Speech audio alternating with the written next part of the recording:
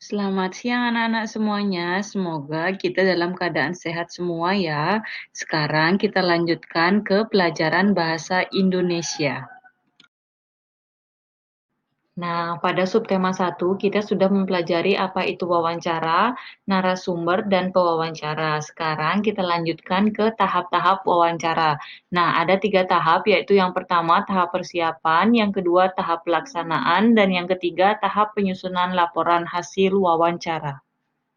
Selanjutnya, ada hal yang perlu diperhatikan saat melakukan wawancara, yaitu yang pertama, mengutarakan maksud dan tujuan wawancara, yang kedua, menyampaikan pertanyaan dengan teratur, dan yang terakhir itu mencatat pokok-pokok wawancara.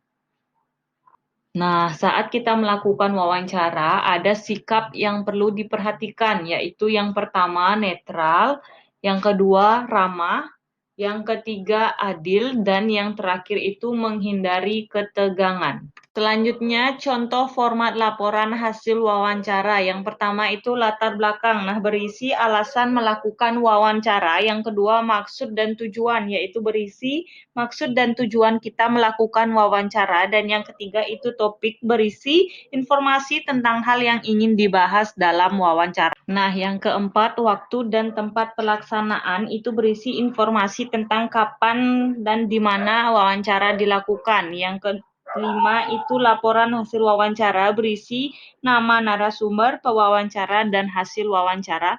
Dan yang terakhir itu kesimpulan. Selanjutnya kata baku. Nah, perlu kita ketahui kata baku adalah kata yang menjadi standar dalam penggunaan bahasa Indonesia sebagai bahasa nasional. Nah, kata baku biasa digunakan dalam situasi formal atau acara resmi dan ragam tulisan seperti artikel.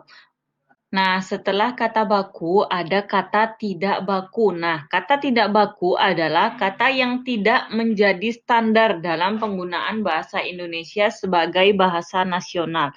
Nah, kata tidak baku biasa digunakan dalam situasi tidak resmi atau santai. Nah, yang terakhir contoh kata baku dan tidak baku. Nah, kalian bisa perhatikan tabel kata baku dan kata tidak baku. Kalian bisa perhatikan penulisannya.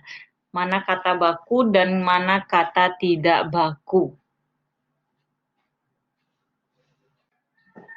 Nah, sekian penjelasan materi bahasa Indonesia hari ini. Terima kasih atas perhatiannya. Selamat mengerjakan tugas.